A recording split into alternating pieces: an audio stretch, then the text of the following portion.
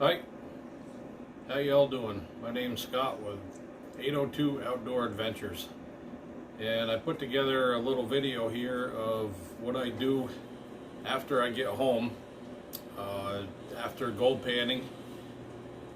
After I gold pan on the brook and get rid of most of the lighter material, I concentrate it down. I usually pick out the bigger gold, if you can call it that, and then I collect all my black sand and concentrates, throw it in a bucket and bring it home. When I get home, I take the black sand out and everything that'll stick to a magnet, and I separate that off. And I'll show you that process. And I have a Miller gold table set up that I run everything else on, and I hope you find it interesting. I got a couple of new toys that I just purchased, a new toy I should say, that I just purchased, and I'll show you how that works. I'm pretty excited about it, but let me get the camera adjusted here, and I'll show you what I do. So as you can see, I have some stuff laid out here. Here's a pan full of concentrates that I took home from the river. I think this was New Year's Day.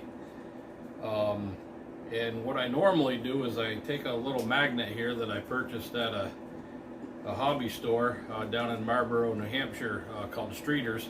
He has some gold panning supplies and metal detectors and stuff down there for sale, so I picked up this magnet from him. And normally what I do is I just sit here and transfer the black sand from one pan to the other.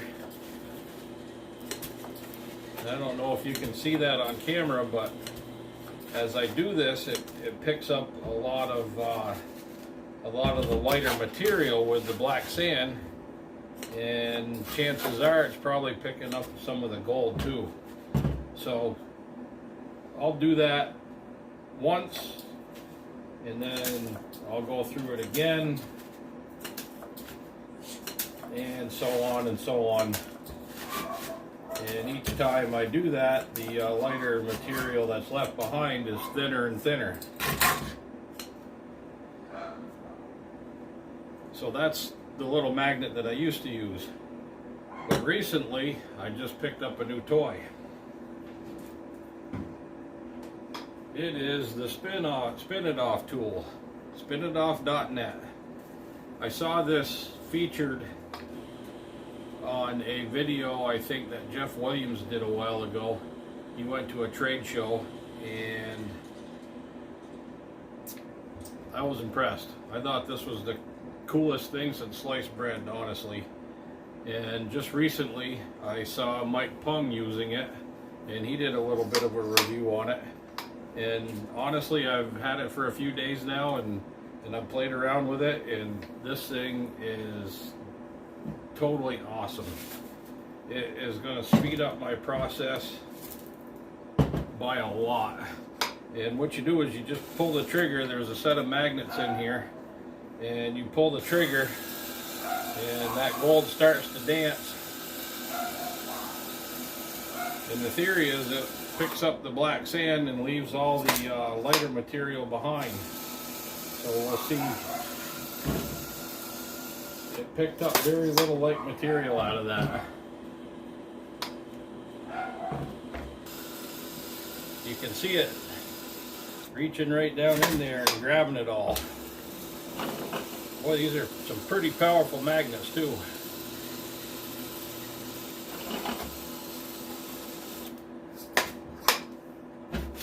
We'll give that a stir to see. Can't release some more black sand.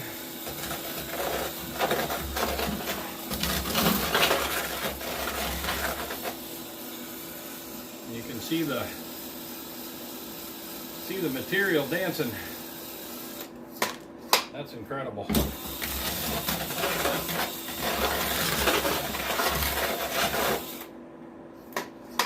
I think we got most of it. Let's see how much light material that we got.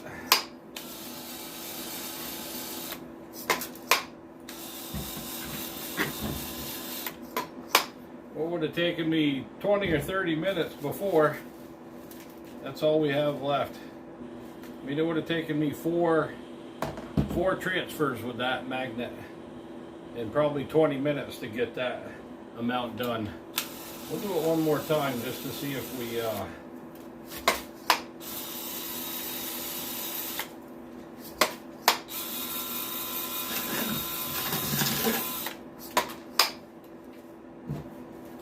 and that's all that's left. That's pretty incredible. Columbia River Mining Supply spin it off tool. This is the small one. They do offer a longer version. I didn't think I needed that.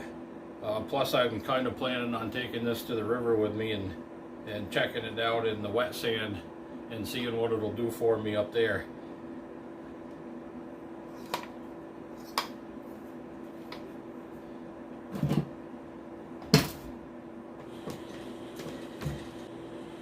After I separate my black sand from the lighter material, the non-magnetic sand, what I do is I'll run it through an 1/8 inch classifier and I think it's 100 mesh. And I just sift out the rocks that way. I classify out the bigger stuff. The gold table is a really cool tool, but it is slow. I don't know if any of you are familiar with the gold table, but it is a little bit slow. I don't know, I've never used any of the other products out there for separating the gold from the sand, but I've seen videos on the Blue Bowl and I've seen videos on those big wheels, but this is just my choice. This is what I like, and when we get to that point, we'll show you how I run that. But there's all your bigger rocks. It doesn't appear that there's any gold in that, and then we get it through there.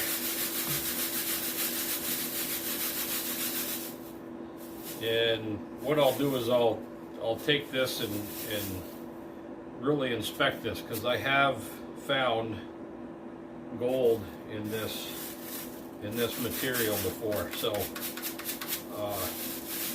once I get everything run this winter, this is a batch of classified material that I still have to run. That's going to take me weeks to get through that, and you'll see why when I put it on the gold table. This material I dump off into a separate container that I have over there. I will end up running all this on the gold table, just in case I missed anything, because like I said, I have found gold in this material before, so I don't want to miss anything. If it's going to get caught in here, then I don't want to miss any of that nice gold for sure. So we'll get set up, we'll get the gold table fired up, and we'll run some dirt. So here's the gold table all set up, it's running. And this is some of the material that we just classified down from the spin it off tool.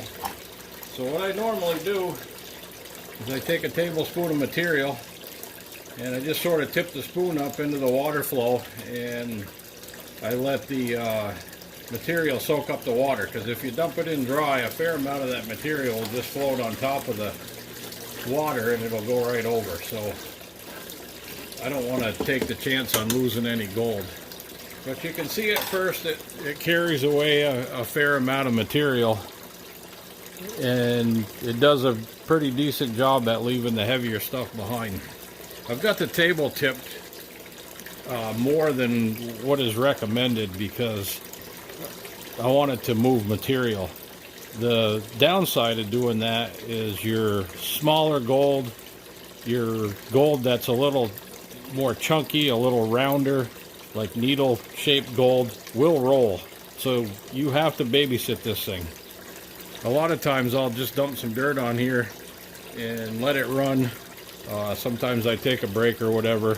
The gold isn't going to really work its way out of this material until it gets thinned way down.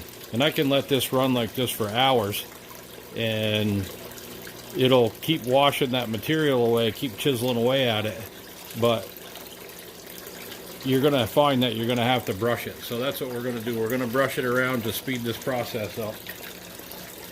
I don't think you want to watch a video of this thing running for 2 hours. I know I wouldn't.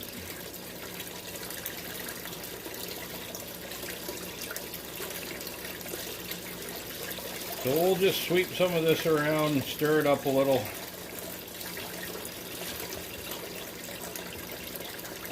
Thought that was a little piece of gold, but it's not.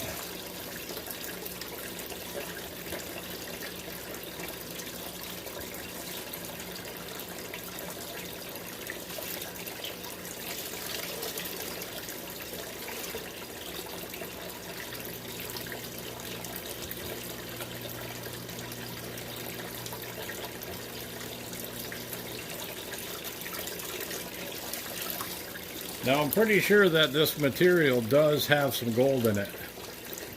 Most of the time I don't get all the gold out of my concentrates, and I know that going in. So I know I'm going to run it through the Miller table later, so I'm not really concerned about getting every little speck out of the gold on the river.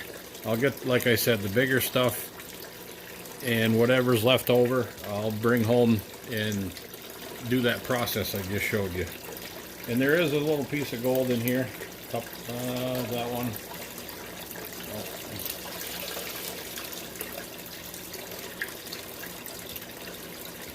Yeah, there's a little one right there. Oh, no, that wasn't.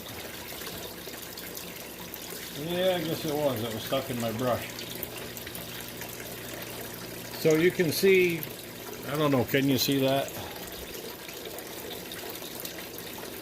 There are two little pieces right here, right off the end of my brush. I don't know if the camera's picking that up. But once I get the gold separated, all I have to do is take the brush and sweep it up into this hole. There is a vial, glass vial, that's suspended underneath that hole, and the gold just drops down into it.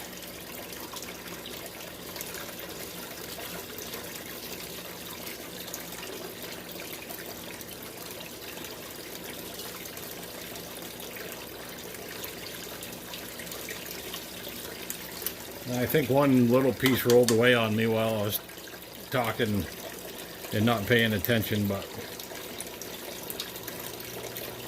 I can get that later. I can rerun some of that material down in there because there isn't a whole lot.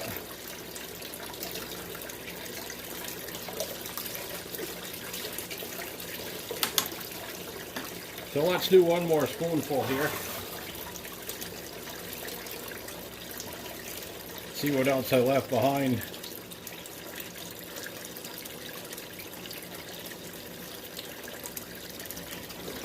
I just like to try to smooth this out, spread this out as even as I can.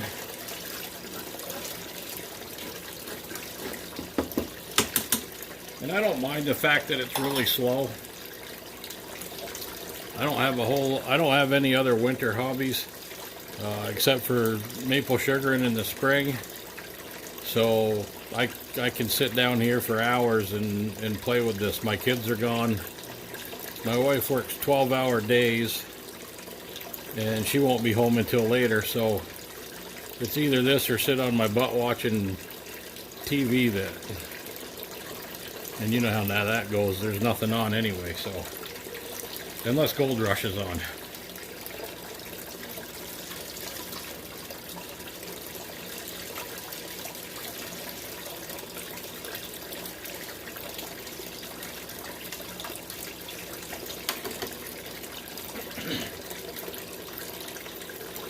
I have a little stand over here that I will set up too with my tablet, and I'll watch YouTube videos of other people gold panning and metal detecting and the like. Dan Hurd's one of my favorite channels, so whenever he posts a new video, I like to sit right down and watch those. He's pretty good, that guy.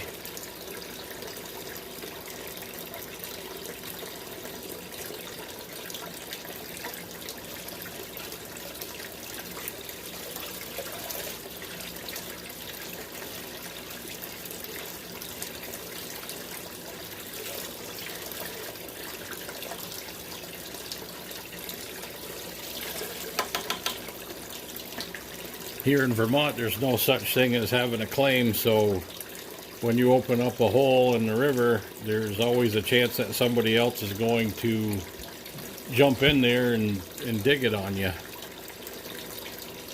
But that's just a chance you take, I guess. Sounds like in some of Dan's videos, people do that to him too, even though he has a claim.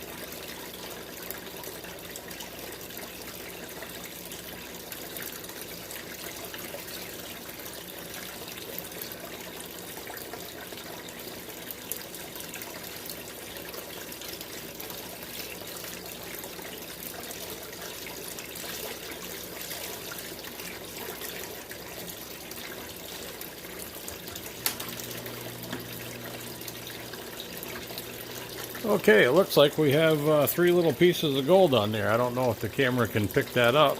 Let's see if I can't get a picture of that.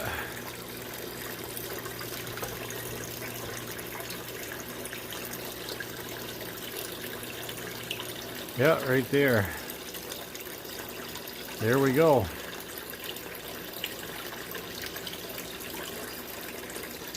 Not a lot, but it is gold, and I didn't leave it in the brook, so down the hatch.